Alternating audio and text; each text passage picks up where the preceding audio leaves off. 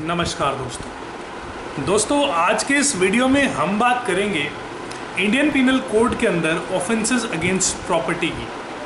तो आज के इस वीडियो में हम डिस्कस करेंगे थेफ्ट, एक्सटॉर्शन, रॉबरी, डकैती, criminal misappropriation of property, criminal breach of trust and cheating. हम सिर्फ यहीं तक कवर करेंगे। इसके बाद कुछ और ऑफेंसेस भी हैं जैसे कि हाउस ब्रेकिंग या फिर मिसचिफ वगैरह, वो हम किसी और दिन किसी और वीडियो में डिस्कस करेंगे। आज हम सिर्फ ये वाले ऑफेंसेस डिस्कस करेंगे। तो आज का हमारा जो डिस्कशन रहेगा दोस्तों, वो रहेगा सेक्शन 378 से लेके सेक्शन 420 तक, राइट। तो दोस्तों जैसे कि आप जानते हैं कि आईपीसी के अंदर बहुत सारे ऑफेंसेस हैं, जैसे कि offences against human body, offences against property, offences against religion, right. तो ऑफेंसेस अगेंस्ट स्टेट, ये सब वगैरह ऑफेंसेस हैं इसमें। तो आज मैं आपको इस तरह से बताऊंगा कि आपको ये वाले सारे सेक्शन याद हो जाएंगे कि कहाँ क्या है, ठीक है। फिर आपको कोई दिक्कत इस टॉपिक से रिलेटेड नहीं रहेगी। I will make you understand the topic very clearly. आपको बहुत क्लियर हो जाएगा सब कुछ। तो आज के वीडियो के लिए मैं अपना बेरेक्ट यूज़ करूँगा दोस्तों। इंडियन पीनल कोड का बेरेक्ट है मेरे पास। किसी ने मुझसे कमेंट में पूछा था, मैंने कोई कमेंट पढ़ा था कि आपके पास जो पीली बुक है, ये पीली किताब है, ये कौन सी है? तो भैया ये सिर्फ बेरेक्ट है, इसमें कोई और स्पेशल चीज़ नहीं है। तो दोस्तों सबसे पहले शुरुआत करते हैं थेफ्ट से। दोस्तों थेफ्ट के सेक्शन है सेक्शन 378 से लेके 382 तक। इसका ऑर्डर क्या है? सबसे पहले थेफ्ट को डिफाइन किया गया है सेक्शन 378 में, राइट। उसके बाद 379 में थेफ्ट की पनिशमेंट है, राइट। और पहले हम इसको देख लेते हैं, फिर we will continue the discussion. सबसे पहले दोस्तों डेफिनेशन क्या कहती है? whoever intending to take dishonestly any movable property out of possession of any person without that person's consent moves that property in order to take such taking is said to commit theft। अब यहाँ दोस्तों 5 चीज़ें important. पहला intending, यानी कि आपकी intention होनी चाहिए। दूसरा टू टेक डिसऑनेस्टली, यानी कि आपकी नीयत बेईमान होनी चाहिए, राइट। तीसरा मूवेबल प्रॉपर्टी होनी चाहिए। इमूवेबल प्रॉपर्टी की तो चोरी हो ही नहीं सकती। आउट ऑफ पोजेशन, इसका मतलब ये है कि ज़रूरी नहीं है कि उसके पास ओनरशिप हो उस चीज़ की। मान लीजिए कि आपके किसी दोस्त की गाड़ी आपके पास है और उसको कोई चोरी कर लेता है, तो भी वो चोरी ही होगी, भले ही आप उसके ओनर नहीं हो।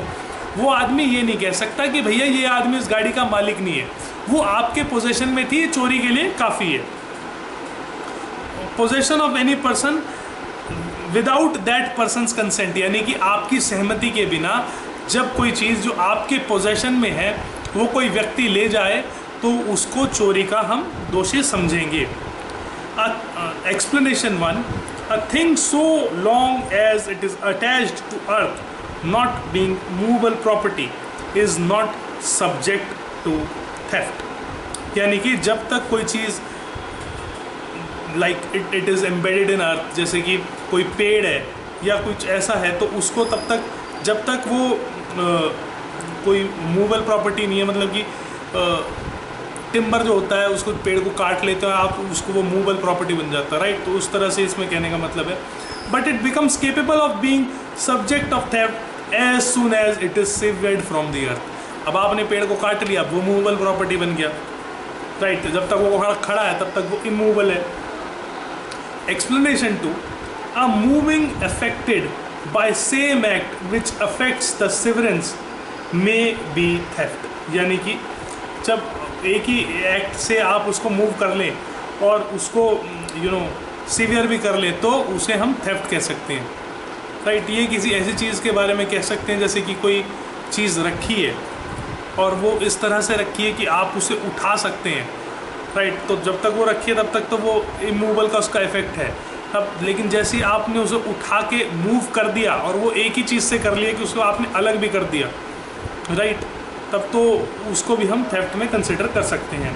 Explanation 3, a person is said to cause a thing to move by removing an obstacle, यानी जो भी उसके जिस भी चीज़ से वो बंधी हुई है, राइट, तो जैसे ही आपने वो चीज़ हटा दी तो वो मूवेबल बन जाती है। Explanation 4, a person who by any means causes an animal to move is said to move that animal and to move everything which in consequence of motion so caused is moved by that animal। यानी कि जब आप किसी animal को खाने का लालच देके अपने अकॉर्डिंग उससे काम कराएं तो वो भी एक तरह से थेफ्ट के अंदर आता है। Explanation 5, the consent mentioned in the definition may be express or implied or may be given either by the person in possession or by person having for that purpose authority, either express or implied, right। तो दोस्तों कहने का मतलब यही है कि 5 चीज़ें आपको ध्यान रखनी है। सबसे पहली, आपकी इंटेंशन जो है ना वो डिसऑनेस्ट होनी चाहिए, मूवेबल प्रॉपर्टी होनी चाहिए, किसी के पोजेशन से आपको लेनी है, बिना उस व्यक्ति की कंसेंट के लेनी है, और आपको उस चीज़ को मूव करना है। जब तक आप उसे मूव नहीं करेंगे तब तक ज़रूरी नहीं है कि आप उस चीज़ को उठा के लेके ही आ जाएं साथ में अपने। अगर आपने उस चीज़ को मूव भी कर दिया गलत इंटेंशन से तो वो थेफ्ट हो जाता है। अब इसमें इस सेक्शन में कोई 15-16 इलस्ट्रेशन दी गई है, तो सारी हम नहीं देखेंगे, मैं सिर्फ 2-3 इलस्ट्रेशन देखूंगा और फिर we will move to next section. सबसे पहली illustration, A cuts down a tree on Jades ground with intention of dishonestly taking the tree out of Jades possession without Z consent. अब सब कुछ देखिए, आप जो इंग्रेडिएंट डेफिनेशन में दिए गए हैं वो सारे इंग्रेडिएंट इसमें पूरे हुए हैं, राइट। तो पेपर में भी जब क्वेश्चंस आता है जुडिशियल सर्विस के प्रिलिमिनरी में तो वो इसी तरह से आता है। तो आपको ये ध्यान रखना है कि इलस्ट्रेशन कहाँ से आई है।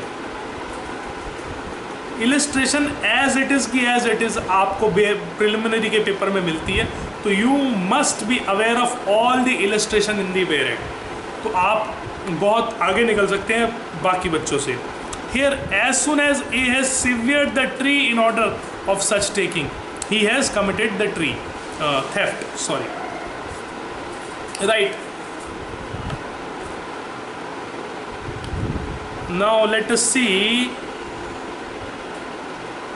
illustration C. A meets a bullock carrying a box of treasure. He drives the bullock in certain direction in order that he may dishonestly takes the treasure. As soon as the bullock begins to move, A commits theft of treasure. यानी कि एक बैलगाड़ी जो खड़ी थी उसमें कुछ हीरे जवाहरात लदे हैं। अब आप उसको इस तरह से मूव करते हैं, इस इंटेंशन से मूव करते हैं कि आप उसको चोरी कर सकें, जो उसमें ट्रेजर रखे हैं, जो उसमें कीमती चीज़ है, राइट। तो जैसे ही आप उस बैलगाड़ी को उस दिशा में मूव करते हैं, भले ही आपने वो नहीं लिए हैं, तो जैसे ही आप वो काम करते हैं तभी आपकी चोरी कंप्लीट हो जाती है।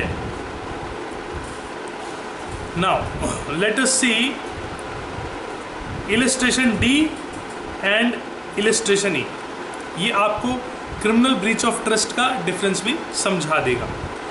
ए बीइंग जेड्स servant and entrusted by Z with care of Z's plate dishonestly runs away with the plate without Z's consent, A has committed theft। यानी कि Z जो है वो A का नौकर था, उसको Z ने कोई कीमती चीज़ दे रखी थी, कोई कीमती प्लेट दे रखी थी, जो ठीक है, जो वो लेके भाग गया without Z consent, so he has committed theft।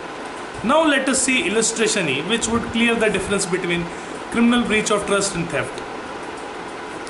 Z, on going on a journey, entrusts his plate to A, the keeper of a warehouse, till Z shall return। A carries the plate to a goldsmith and sells it. Here the plate was not in Z's possession.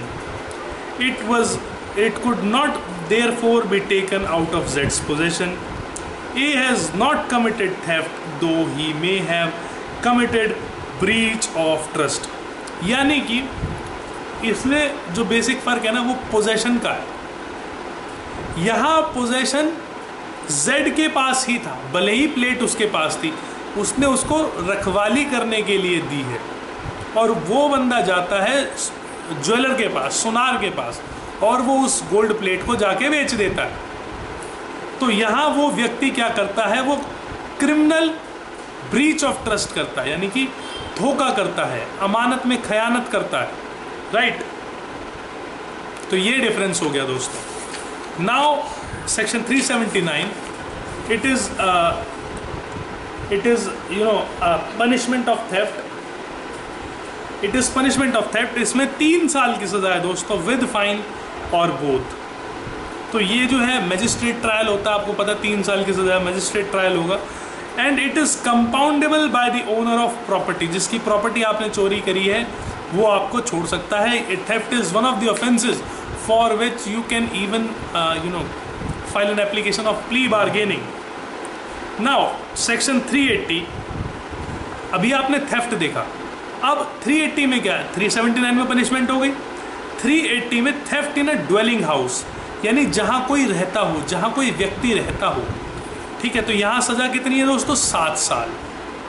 Whoever commits a theft in any building, tent or vessel, which building, tent or vessel is used as human dwelling or for custody of property, यानी जहाँ या तो property रखी जाती हो या जहाँ पे कोई रहता हो, कोई ह्यूमन बीइंग रहता हो, shall be punished with imprisonment of either description for a term which may extend to 7 years, shall also be liable to fine, right। तो इसमें 7 साल की सज़ा है, कॉग्निजेबल है, नॉन बेलेबल है, tribal bye magistrate, and it is non compoundable.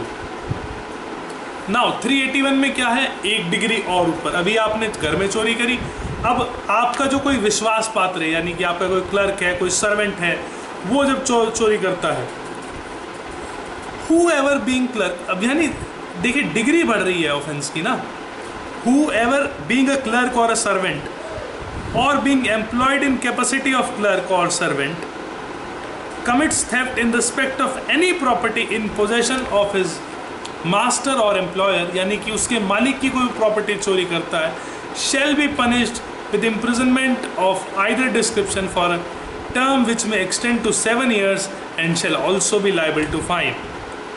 अब ये भी कंपाउंडेबल है with the permission of the court, ये भी आप ऑफेंस कंपाउंड कर सकते हैं। Now 382, this is aggravating form of theft. Theft after preparation for made for causing death, hurt, restraint in order of committing theft, यानी कि ऐसी चोरी जिस चोरी में आप प्रिपेयर्ड हैं किसी की डेथ के लिए, मतलब आप चोरी करने के लिए इतने कमिटेड है, आपका लेवल ऑफ कमिटमेंट इतना ज़्यादा है, आपकी प्रिपेयर्डनेस इतनी ज़्यादा है कि आप किसी को मार भी सकते हैं चोरी करने के लिए, राइट। सो इसमें 10 साल की सज़ा है दोस्तों, इसे हम कहते हैं aggravated form of theft, right. Whoever commits theft having made preparation for causing death or hurt or restraint or fear of death or of hurt or restraint to any person in order to committing of such theft, in order to effecting of his escape after committing such theft, in order to retaining property taken by such theft, यानी कि आपने कोई चोरी कर लिया और उसके बाद कोई मतलब जिसकी प्रॉपर्टी है वो आपको रोकने की कोशिश कर रहा है और उस दौरान भी अगर आप उसको मार देते हैं, then you would be punishable with 10 years of rigorous imprisonment, not simple, rigorous, कठोर कारावास, and shall also be liable to fine। illustration इसके साथ 2 दी गई है दोस्तों। A commits theft of property in Z's possession. While committing this theft, he has a loaded pistol under his garment, having provided this pistol for purpose of hurting Z in case Z resist. A has committed the offence defined in this section. अब भले ही उसने बंदूक use नहीं करी, लगी हुई है बस बंदूक, उसने अपनी लगा रखी है अपनी पैंट के अंदर बंदूक, तो उस केस में दोस्तों 382 लगेगी, उस पर 379 नहीं लगेगी, तो उस पर 10 साल की सज़ा होगी उसको, राइट। और फिर ये सीरियस ऑफेंस है, इसका ट्रायल लेगा मैजिस्ट्रेट फर्स्ट क्लास। अब आते हैं दोस्तों हम सेकंड ऑफेंस पे आज के, जो हमारे डिस्कशन का है, सेक्शन 383। एक्सटॉर्शन क्या होती है दोस्तों? Whoever intentionally puts any person in fear of injury to that person or any other and thereby dishonestly induces the person so put in fear to deliver any person any property or valuable security or anything signed or sealed which may be converted into valuable security commits extortion। दोस्तों मैं सिर्फ इसमें definition discuss करूंगा extortion की, क्योंकि 389 तक है सारे, उसके बाद तो वही है एग्रेवेटेड फॉर्म एक्सटॉर्शन की। क्योंकि वीडियो बहुत लंबी हो जाएगी, इसीलिए मैं सिर्फ डेफिनेशन पार्ट और कुछ, जिससे आपका कॉन्सेप्ट बेसिकली क्लियर हो जाएगा। कॉन्सेप्ट क्लियर होगा उसकी चिंता ना करें। तो दोस्तों यहाँ सबसे पहले यहाँ भी इंटेंशन है, उसके बाद any person in fear of injury to that person और एनी अदर, यानी कि उस व्यक्ति को या फिर वो व्यक्ति जिसमें इंटरेस्टेड हो, यानी कि उसका कोई रिलेटिव हो, कोई फ्रेंड हो, राइट। डिसऑनेस्टली इंड्यूसिंग, मतलब उसको फोर्स करे कि तू कोई प्रॉपर्टी मुझे दे, या कोई वैल्यूएबल सिक्योरिटी, या फिर कोई ऐसी साइंड डॉक्यूमेंट जिसको वैल्यूएबल सिक्योरिटी में कन्वर्ट किया जा सके, यानी कोई चेक साइन करा ले किसी से, राइट। तो वो सब चीज़ जो होंगी वो सब एक्सटॉर्शन में होंगी, जब किसी को आप डरा के, इन फियर ऑफ इंजरी, जब आप किसी को चोट का डर दिखा के कुछ कराते हो, तो उसको हम दोस्तों कहेंगे कि आपने एक्सटॉर्शन की है, राइट। इलस्ट्रेशन दोस्तों इसके साथ, A threatens to publish defamatory libel concerning Z unless Z gives him money, या तो तू मुझे पैसे देते, नहीं तो मैं तेरे खिलाफ, वो ब्लैकमेलिंग टाइप जो होती हैं ऑफेंसेस, वो एक्सटॉर्शन में ही आते हैं। He does induces Z to give money, A has committed an offence of extortion. तो आप इसको ब्लैकमेलिंग भी एक तरह से समझ सकते हैं। किसी के पास किसी का कोई सीक्रेट है, तो उस सीक्रेट को कोई उसके बदले आपसे पैसे मांगे या कुछ, तो वो एक्सटॉर्शन में आएगा। A threatens Z that he will keep Z's child in wrongful confinement unless Z will sign and deliver to him a promissory note binding Z to pay certain monies to A. Z signs and delivers the note. A has committed extortion. Right? तो दो illustration देख ली, काफ़ी है। Punishment दोस्तों इसकी भी 3 साल है, फाइन भी इसमें लगेगा और 3 साल की सज़ा होगी। कॉग्निजेबल ऑफेंस है, नॉन बेलेबल है, ट्रायबल बाय मैजिस्ट्रेट है एंड नॉन कंपाउंडेबल है। इसी तरह से दोस्तों 385 से लेके 389 तक एक्सटॉर्शन ही है दोस्तों, और फिर इसकी डिग्री बढ़ती जाती है, जैसे कि 386 में 10 साल की सज़ा है, फिर 387 में भी 7 साल की सज़ा है, राइट। तो इसी तरह से डिग्री बढ़ती जाती है। तो अब हम देखते हैं दोस्तों रॉबरी क्या होती है। तो अभी आपने थेफ्ट और एक्सटॉर्शन तो देख लिया क्या होती है। तो रॉबरी दोस्तों 2 तरह की होती है। कोई भी रॉबरी जो होगी वो या तो थेफ्ट होगी या फिर वो एक्सटॉर्शन होगी, इसके अलावा रॉबरी नहीं हो सकती। तो सेक्शन 390 दोस्तों कहता है व्हेन थेफ्ट इज रॉबरी, चोरी कब रॉबरी बन जाती है। If in order to committing of the theft or in committing the theft, मतलब theft करने के लिए या theft करते हुए, और in carrying away the property obtained by theft, the offender for that end, यानी कि उस काम के लिए voluntarily causes or attempts to cause any person death, hurt or wrongful restraint or fear of instant death, instant hurt or of instant wrongful restraint। यानी कि जब आप चोरी करने के लिए चोरी करते हुए या चोरी करने के बाद किसी को वॉलंटरली हर्ट कर देते हैं या हर्ट करने का अटेम्प्ट करते हैं, तो डेथ ऑफ दैट पर्सन और रॉन्गफुल रेस्ट्रेंट और फियर, या तो आप उसको फियर में रखते हैं, डेथ मतलब कि आप उसे मार देंगे, तो थेफ्ट रॉबरी बन जाती है। अब आप देखिए कि जो हमने 382 डिस्कस करा था वो यहाँ से काफ़ी कुछ सिमिलर है, पर दोस्तों यहाँ अटेम्प्ट है, वहाँ अटेम्प्ट का जिक्र नहीं है। वहाँ क्या जिक्र है कि आप प्रिपेयर्ड हैं कि आप किसी को इंजर कर सकते हैं। आपका बंदूक है, आपने यूज़ नहीं करी, पर आप प्रिपेयर्ड हैं कि अगर इसने मेरे को छेड़ा तो मैं इसको मार दूंगा, राइट। आप प्रिपेयर्ड हैं।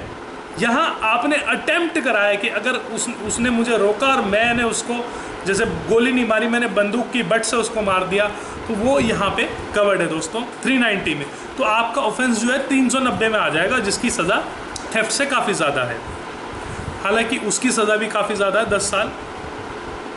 व्हेन एक्सटॉर्शन इज रॉबरी, इसका सेकेंड पार्ट 390 का, extortion is robbery if the offender at the time of committing of extortion, यानी कि जब वो एक्सटॉर्शन कर रहा है, is in presence of the person put in fear, commits extortion by putting that person in fear of instant death or of instant hurt or instant wrongful restraint to that person or to some other person, or by so putting in fear induces that person to put in fear there to deliver up the thing extorted. अब यहाँ क्या है दोस्तों, वही चीज़ है जो extortion में है। जब आप एक्सटॉर्शन कर रहे हैं, उस व्यक्ति की प्रेजेंस में किसी को फियर में रख रहे हैं या एक्सटॉर्शन करने के लिए, राइट, आपने उसको डेथ का फियर दिया या फिर हर्ट का आपने उसको फियर दिया। तो दोस्तों हम इलस्ट्रेशन देखते हैं और ज़्यादा हमारी चीज़ें क्लियर होंगी। A meets Z, illustration B देख रहा हूँ बेरेक्ट से। A meets Z on high roads, shows a pistol, demands Z's purse. Z in consequence surrenders his purse. He has extorted the purse from Z by putting him in instant fear of instant hurt. मतलब उसने उसको बंदूक दिखा के वो purse तो उसका ले लिया, तो दोस्तों ये लूट होगी, क्योंकि ये उसने पिस्टल का यूज़ किया दोस्तों इधर। Being at the time of committing at the extortion in his presence, A has committed robbery. अब एक बार हम देख लेते हैं illustration D. A obtains property from Z by saying, "Your child is in hands of my gang and will be put to death unless you send me 10,000 rupees." ये जो होता है ना कि किसी का बच्चा किडनैप कर लेते हैं, उससे पैसे लेते हैं, this is extortion and punishable as such, but it is not robbery unless Z is put in instant fear of death and of his child. जब तक उसके मन में आप ये फियर पैदा नहीं करेंगे कि उसको बच्चा को हम मार देंगे, तब तक ये एक्सटॉर्शन रहेगा दोस्तों, ये रॉबरी नहीं बनेगा, राइट। अब दोस्तों अब हम बात करते हैं सेक्शन 391 की, डकैती की, राइट। तो डकैती में दोस्तों क्या होता है, व्हेन 5 और मोर पर्सन्स, यानी कि इसकी रिक्वायरमेंट है 5 या 5 से ज़्यादा लोग, कंजॉइंटली कमिट्स और अटेम्प्ट टू कमिट रॉबरी, यानी कि अब इंग्रेडिएंट वही हो गए थेफ्ट या एक्सटॉर्शन, और where the whole number of person conjointly commits or attempting to commit robbery, any and person present and aiding such commission or attempt amount to 5 or more, every person so committing, attempting or aiding is said to commit डकैती। यानी कि जब इसकी condition सिर्फ ये है, robbery और डकैती में सिर्फ दोस्तों ये है कि रॉबरी 5 से कम लोग करते हैं, जब 5 या 5 से ज़्यादा लोग होते हैं तो वही रॉबरी डकैती बन जाती है। तो 392 की पनिशमेंट दोस्तों क्या है, Whoever commits robbery shall be punished with rigorous imprisonment for term which may extend to 10 years and shall also be liable to fine and if robbery committed on the highway between sunset and sunrise, यानी रात को highway पे, then the imprisonment would be 14 years, right. तो clear difference है इसमें। 393 में robbery की attempt का दोस्तों पनिशमेंट दी गई है, वो है 7 साल। तो ये 402 तक यही वाले सेक्शन चलते रहेंगे दोस्तों। फिर 394, इसमें दोस्तों उम्र कैद की भी सज़ा है, और इसका जो है ना इसके बहुत सारे केसेस होते हैं। If any person in committing or attempting to commit robbery voluntarily causing hurt, यानी जब आप रॉबरी करते हुए किसी को हर्ट कर देते हैं, or any other person jointly concerning in committing or attempting to such shall be punished with imprisonment for life or with rigorous imprisonment for which may extend to 10 years and shall also be liable to fine. अब यानी कि यहाँ जज साहब को choice दे दी गई है, या तो इम्प्रिजनमेंट फॉर लाइफ होगी या फिर इम्प्रिजनमेंट फॉर 10 ईयर्स होगी। और है भी दोस्तों बीच में और यूज़ किया गया है, राइट। नाउ 395 में दोस्तों डकैती की पनिशमेंट दी गई है। हूएवर कमिट्स डकैती शैल be punished with imprisonment for life or with rigorous imprisonment which may extend to 10 years, यहाँ भी चॉइस दी गई है। 396 डकैती with murder, if any one of 5 persons who are conjointly committing डकैती commits murder, in so committing डकैती every one of such persons shall be punished with death। दोस्तों ये section बताने का मतलब ये है कि ये वन ऑफ द वो सेक्शंस है जब डकैती में आप डकैती करते करते किसी को मार भी देते हैं, ठीक है, तो आप ये वो इट इज़ वन ऑफ दो section for which IPC provides death sentence to the accused of this offence. तो दोस्तों यहाँ 396 आपको याद रखना है, ये प्री के पेपर में पूछा जाता है। जैसे आपको सेक्शन दे देंगे वो 395, 396, 394, उसमें आपको वो ये इस तरह से पूछेंगे, in which of these offences death sentences prescribed for accused. तो आपको ध्यान रखना है 396 डेथ भी दे सकते हैं, लाइफ इम्प्रिजनमेंट भी दे सकते हैं, और फॉर 10 ईयर्स भी दे सकते हैं, राइट। अब ये 397 में दोस्तों जो है ना robbery dacoity with attempt to cause death और ग्रेवियस हर्ट, यानी कि जब आप किसी को मारते मारते विद अटेम्प्ट आपने जो है ना आप उसको या तो उसकी डेथ कर दें, या डेथ को अटेम्प्ट करें, या उसको ग्रेवियसली हर्ट कर दें, तो उसमें भी आपकी सज़ा जो है ना वो 7 साल से कम नहीं होगी। कहता है if at any time of committing robbery डकैती the offender use any deadly weapon or causes grievous hurt to any person, attempts to cause death, grievous hurt to any person, the imprisonment with which such offender shall be punished shall not be less than 7 years, यानी 7 साल से कम की सज़ा नहीं होगी, ज़्यादा ही होगी, right. इसी तरह से दोस्तों 398 है, ये भी इसमें भी नॉट लेस देन 7 ईयर्स है। 399 में मेकिंग प्रिपरेशन टू कमिट डकैती, यानी डकैती की प्रिपरेशन दोस्तों 399 में दी गई है। डकैती की अगर आपने प्रिपरेशन भी करी है तो इसके लिए भी आपको 10 साल की सज़ा हो सकती है। अगर आप किसी डकैत के गैंग से बिलोंग करते हैं तो उस केस में भी आपको कम से कम 10 साल की सज़ा हो सकती है। Punishment for belonging to gang of thieves, अब थीव्स के गैंग, चोरों के गैंग के हैं तो आपको 7 साल की सज़ा होगी, लेकिन अगर आप डकैतों के गैंग के हैं तो आपको 10 साल से ज़्यादा की सज़ा हो सकती है। इवन तक कि उस केस में आपको लाइफ इम्प्रिजनमेंट भी हो सकती है, right. Assembling for purpose of dacoity, यानी जब आप डकैती के लिए इकट्ठा हों तो दोस्तों उस केस में भी आपको 7 साल तक की सज़ा हो सकती है। मतलब आपने डकैती करी नहीं है बट आप असेंबल हो गए, जैसे आपने बैंक लूटने का प्लान बनाया 4-5 लोगों ने, 5 से ज़्यादा लोगों ने, और वो सब लोग बैंक के बाहर इकट्ठा हो गए, बट वहाँ पे कुछ पुलिस का अरेंजमेंट देखा, बैंक की सिक्योरिटी देखी और उनका मन चेंज हो गया, या उन्हें लगा कि वी कैन गॉट कॉट, तो अगर उससे पहले अगर पुलिस को उसकी टिप मिल गई ना ऑफेंस की और आप लोग वहाँ इकट्ठा हो गए तो भी पुलिस आपको अरेस्ट कर सकती है, राइट। अब आते हैं दोस्तों हम नेक्स्ट ऑफेंस पे। Which is criminal misappropriation of property.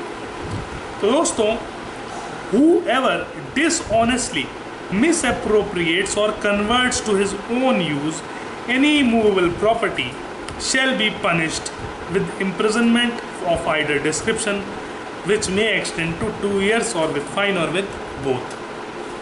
ये दोस्तों मिसअप्रोप्रिएशन क्या होता है? यानी कि जिस चीज़ के लिए आप एंटाइटल्ड नहीं हैं, आप उस चीज़ को अपने काम के लिए यूज़ कर रहे हैं। अब मान लीजिए सड़क पे कोई व्यक्ति, किसी की डेथ हो गई, ठीक है, उसने कुछ गोल्ड पहना, उसकी जेब में कैश है ना, और आप वो निकाल के चलते बनते हैं, तो भले ही वो व्यक्ति मर गया, लेकिन आपके ऊपर ये सेक्शन लग सकता है। 404 के अंदर आपको सज़ा दी जा सकती है, सॉरी 403 के अंदर। क्यों? क्योंकि आपने जो है ना, किसी की उस पर आपका राइट नहीं था। जब कोई व्यक्ति सड़क पर मर जाता है तो उस प्रॉपर्टी पर राइट हो जाता है उसके जो रिलेटिव्स हैं या जो भी लोग हैं, राइट। इसकी 2 इलस्ट्रेशन दी गई है दोस्तों। A takes property belonging to Z out of Z's possession in good faith, believing at the time when he takes it that property belongs to himself. A is not guilty of theft, but if after discovering his mistake dishonestly misappropriates the property to his own use, he is guilty of an offense under this section। यानी कि मान लीजिए कि आपकी और आपके दोस्त की कोई घड़ी है, वो सिमिलर है, बिल्कुल एक जैसी घड़ी है, और आपने वो घड़ी अपने दोस्त को दी भी थी, उससे ली भी थी, ठीक है। अब आपकी घड़ी मिसप्लेस हो गई, आप अपने दोस्त के घर गए, आपने उससे वो घड़ी, उसके घर से वो घड़ी उठा ली, सोचा कि शायद मैंने अपने दोस्त को दी हो या कुछ भी समझ लीजिए, और आप वो घड़ी ले आए और आपने वो घड़ी जो है यूज़ कर ली। अब बाद में आप later on you find that this is not your watch, this is watch of your friend, and you misappropriate, आप उस घड़ी को जाके बेच देते हैं, तो दोस्तों आपके ऊपर 403 लगेगा, भले ही आप थेफ्ट की में कवर ना हो, क्योंकि थेफ्ट में डिसऑनेस्ट इंटेंशन चाहिए। अब वहाँ से तो आप घड़ी अपने गुड फेथ में लाए थे, लेकिन यहाँ आपने उसको चोरी में आप कवर नहीं होंगे, तो आप क्रिमिनल मिसअप्रोप्रिएशन में कवर हो जाएंगे, राइट। नाउ लेट अस सी, इसमें ये काफ़ी लंबा सेक्शन है, इसमें बहुत सारी एक्सप्लेनेशन और इलस्ट्रेशन है। So let us see explanation 1। A dishonest misappropriation for time only is misappropriation within the meaning of section. Illustration: A finds a government promissory note belonging to Z bearing a blank endorsement, यानी कि उसके नाम के column खाली है। A, knowing that the note belongs to Z, pledges it to the banker as a security for loan, intending at future to restore it to Z. A has committed an offense under this section, right? यानी कि उसने अपने काम के लिए उसे use कर लिया, ये सोच के बाद में दे दूंगा इसको पैसे, तो भी वो एक ऑफेंस होगा। Explanation 2: A person who finds property not in possession of any other person and takes such property for purpose of protecting it or for restoring it to the owner not to take or misappropriate it dishonestly, and is not guilty of an offense, but he is guilty of offense above defined if he appropriates to his own use when he knows or has means to discovering the owner, or before he has used reasonable means to discover and give notice to the owner, and has kept the property a reasonable time to enable owner to claim it। अब इसका मतलब, इस explanation का मतलब दोस्तों add करने का ये है कि अनलिमिटेड टाइम के लिए आपके ऊपर रिस्ट्रिक्शन नहीं लग सकती। या तो आप उसके ओनर को ढूंढ सकें, या आपकी ये पोजीशन हो कि आप आइडेंटिफाई कर सकें कि किसकी है, और तो आपने कांटेक्ट करने की कोशिश भी की। एक रीज़नेबल टाइम तक अगर आपने मान लीजिए 10 दिन, 15 दिन, महीना आपने इंतज़ार भी किया कि भैया आजा ले जा अपनी प्रॉपर्टी, कोई नहीं आ रहा लेने, तो फिर ये प्रॉपर्टी जो है ना, जब कोई नहीं आ रहा, कोई क्लेम नहीं कर रहा, आपने नोटिस भी दे दिया, बता भी दिया, कोई नहीं आ रहा, आपने बहुत टाइम वेट कर लिया, फिर अगर आपने उसे खर्च कर दिया, तो वो क्रिमिनल मिस अप्रोप्रिएशन नहीं होगा, क्योंकि आपको एक रीजनेबल टाइम तक ही you can take care of it, right. आपके ऊपर कोई सारी ज़िंदगी की लाइबिलिटी नहीं है कि आप इसको सारी ज़िंदगी संभाल के रखेंगे। जैसे अब आपने किसी की, कोई व्यक्ति मर गया था, उसकी जेब में कुछ कैश था, अब आप गए, आपने अपने घर के लिए कोई टीवी ले लिया, कुछ फ्रिज ले लिया, कुछ भी आपने यूज़ कर लिया, आपने उसको फाइंड आउट नहीं किया, ना आपने कोई कोशिश करी उसको फाइंड आउट करने के लिए, राइट। तो आपने तो इमीडिएटली यूज़ कर लिया, तो आप इस सेक्शन में कवर हो जाएंगे। Now section 404, now this is more specifically to deceased person. मैंने आपको पहले ही डिसीज का एग्जांपल दे दिया, बट चीज़ वही है दोस्तों कि जब आप किसी की प्रॉपर्टी को मिस अप्रोप्रिएट कर लेते हैं, considering as it your own, और later on finding it at not to be yours, तो आप उसके लिए मरना ज़रूरी नहीं है। आपको पता है कि चीज़ आपके दोस्त की है, फिर आपने लेटर ऑन उसको फाइंड आउट भी कर लिया आपके दोस्त की, फिर भी आप उसे अपने पर्पज़ के लिए यूज़ कर रहे हैं कि बाद में दे दूंगा, तो आप 403 में कवर्ड है। तो यहाँ 404 में कहता है dishonest miss appropriation of person property possessed by deceased person at the time of his death. तो दोस्तों यहाँ जो है ना, यहाँ सज़ा थोड़ी ज़्यादा है, यहाँ 7 साल तक की सज़ा है, तो वहाँ 2 साल तक की सज़ा थी। अब देखो जिंदा और मरने में कितना फ़र्क आ गया, वहाँ जिंदा व्यक्ति का केस था, यहाँ डेथ का केस है। Whoever dishonestly misappropriates or converts to his own use property knowing that such property was in the possession of deceased person at the time of person deceased and has not since been in possession of any person legally entitled to such possession shall be punished with imprisonment for either term which may extend to 3 years and shall also be liable to fine. And if the offender at the time of such person's decease was employed by him as clerk or servant, the imprisonment may extend to 7 years. यानी कि अगर आप अनजान व्यक्ति हैं तो आपको 3 साल की सज़ा होगी, और अगर आप उसी के सर्वेंट या क्लर्क हैं तो आपको 7 साल तक की सज़ा हो सकती है। Now let us come to another section, section 405, which is criminal breach of trust. यहाँ दोस्तों जो हम क्रिमिनल ब्रीच ऑफ ट्रस्ट की बात करते हैं, तो यहाँ सबसे ज़रूरी है एंट्रस्टमेंट, यानी किसी को भरोसे में कुछ देना। Whoever being in any manner entrusted with property or with any dominion over property dishonestly misappropriates or converts to his own use that property, dishonestly uses or disposes of that property in violation of any direction of law prescribing the mode in which such trust is to be discharged, or for any legal contract, express or implied, which has made touching discharge of such trust willful sufferer any other person so do commits a criminal breach of trust. तो दोस्तों जैसे कि मान लीजिए मेरे किसी दोस्त ने मुझे 1 लाख रुपए दिए कि मैं इन 1 लाख रुपए को रखूं किसी भी कारण से, फॉर सेविंग टैक्स और फॉर एनी अदर पर्पज, उसने मेरे पास रखवा दिए, उसका किसी भी कारण से रखवा दिया। अब मैंने ये 1 लाख रुपए यूज़ कर लिए, यहाँ उसने मेरे को अपनी अमानत दी थी, अपनी चीज़ दी थी। अब I am not suppose to use it. अगर मुझे उसे खर्च करना है तो या तो पहले मुझे उससे परमिशन लेनी पड़ेगी, या फिर मुझे उसे बोल देना चाहिए भाई मैं नहीं रखूँगा, या फिर मैं इसके बदले कोई फ़ीस लूँगा, कुछ पैसा लूँगा। अगर आप नहीं ले रहे हैं and you are voluntarily wants to do for your friend and आपके घर में नीड आई और आप उसे खर्च कर लेते हैं, तो दोस्तों आप उसको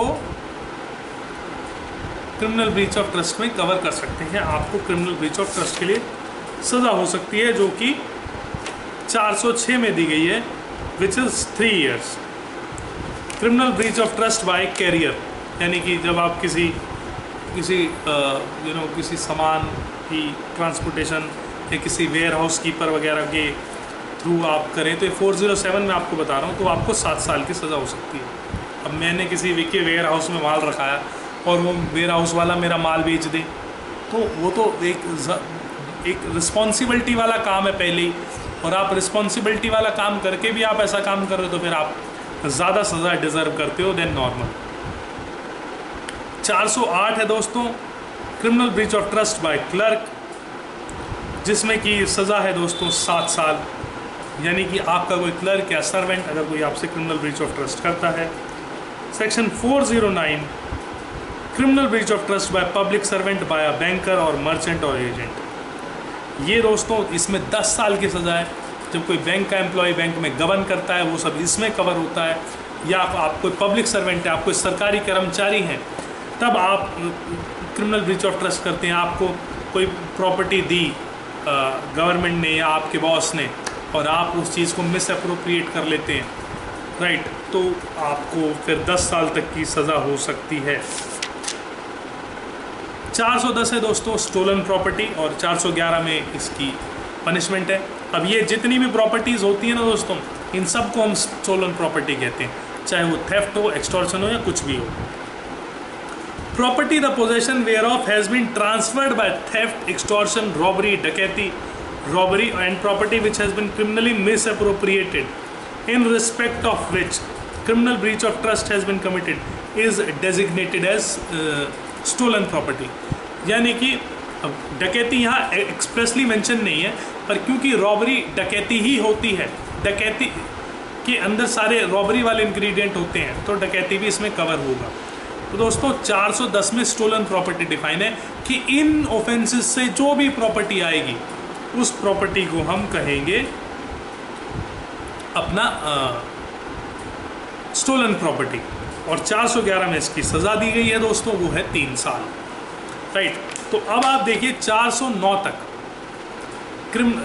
378 से 382 थेफ्ट, 383 से 389 एक्सटॉर्शन, 390 से 402 theft and robbery and dacoity, and 403 से लेके 409 criminal breach of trust and criminal misappropriation of property, और 410 से लेके 414 तक स्टोलन प्रॉपर्टी से रिलेटेड या हैबिचुअल ऑफेंडर से रिलेटेड।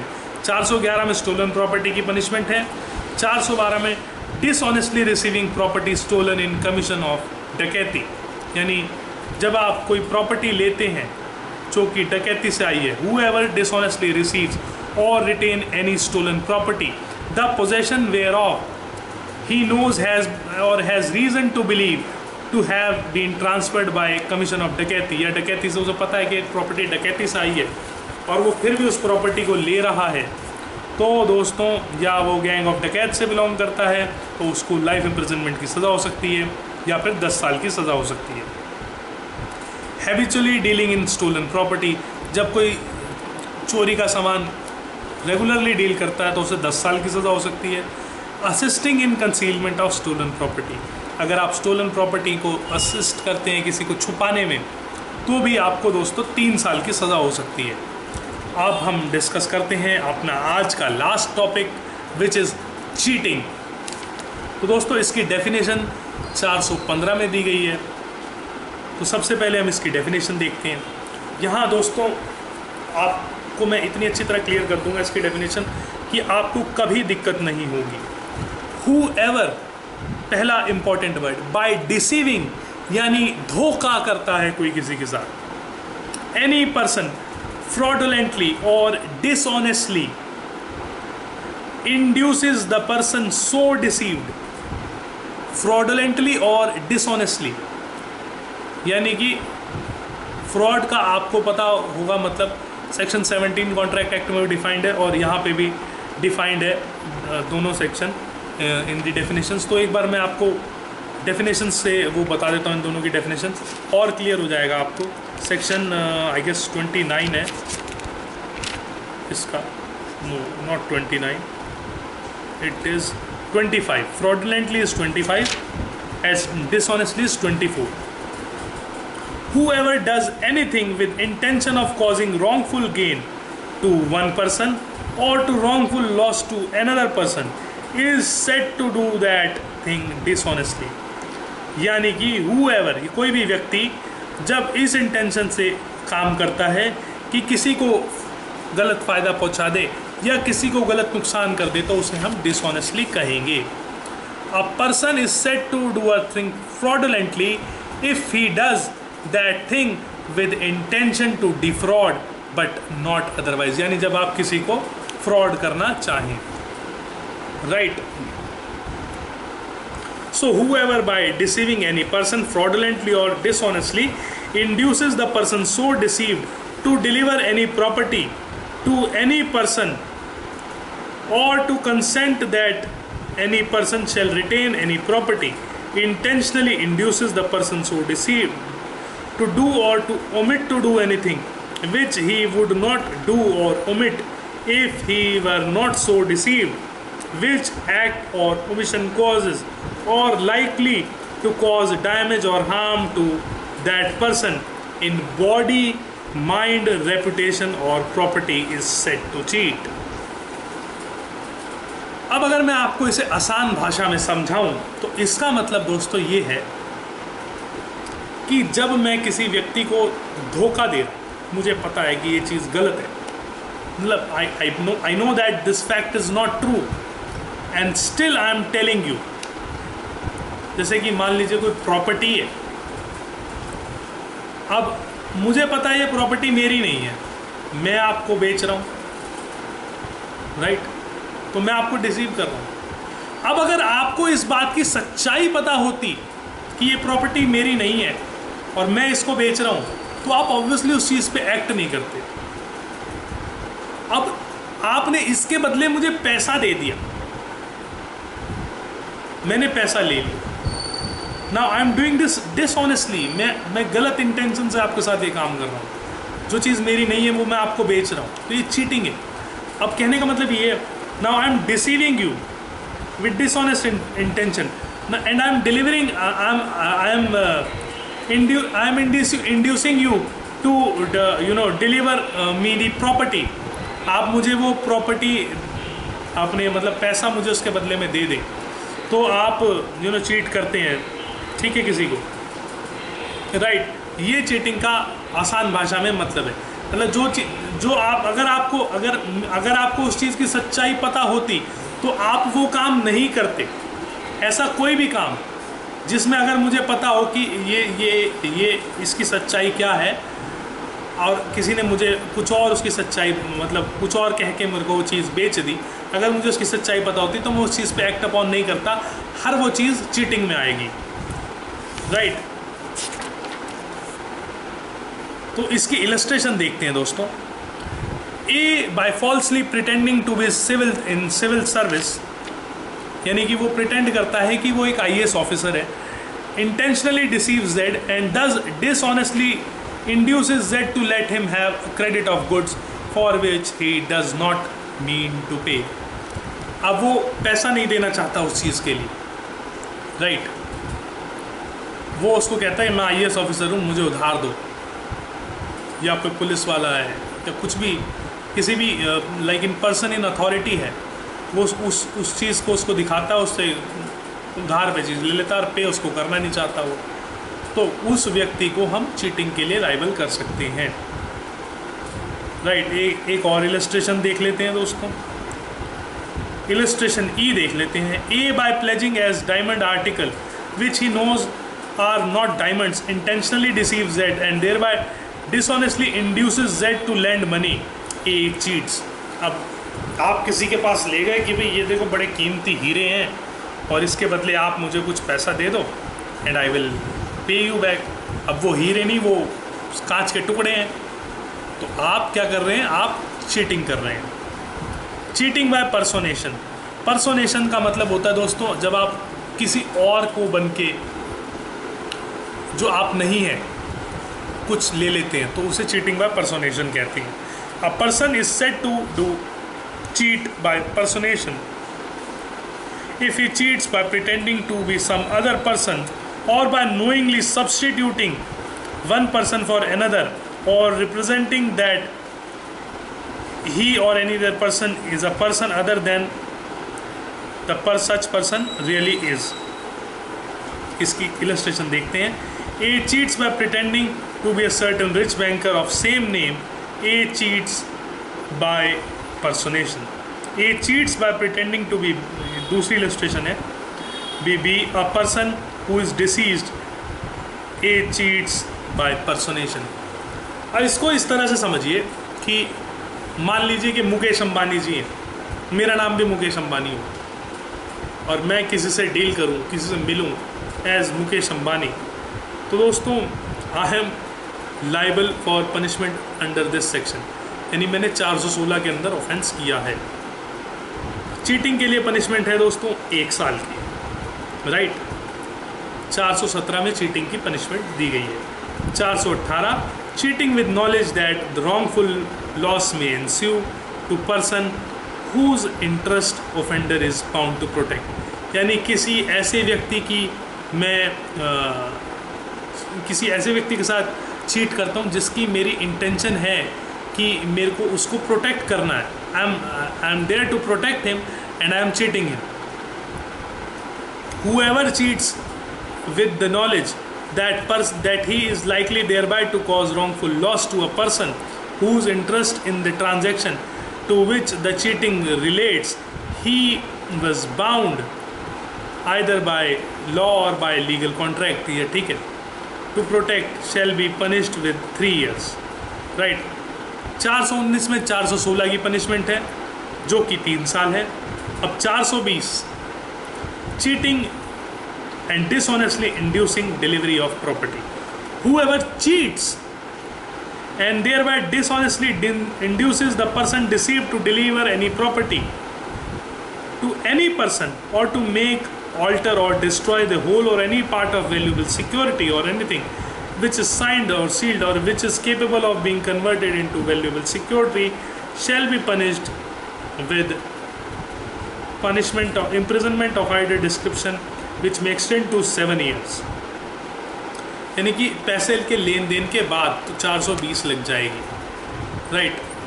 तो दोस्तों मैं उम्मीद करता हूँ कि आपको ये वीडियो अच्छा लगेगा। वीडियो दोस्तों अगर आपको पसंद आ जाए तो प्लीज़ इस वीडियो को लाइक करने की कंसिडरेशन दीजिए और चैनल को सब्सक्राइब करने की कोशिश कीजिए, कंसिडर करिए। अगर आपको मेरी वीडियोज़ अच्छी लगती हैं तो इस टॉपिक से रिलेटेड आपके जो भी सवाल हो आप कमेंट में ज़रूर लिखिए। मैं कोशिश करूँगा कि सभी सवालों के जवाब देने की कोशिश करूँ। देखने के लिए बहुत बहुत धन्यवाद।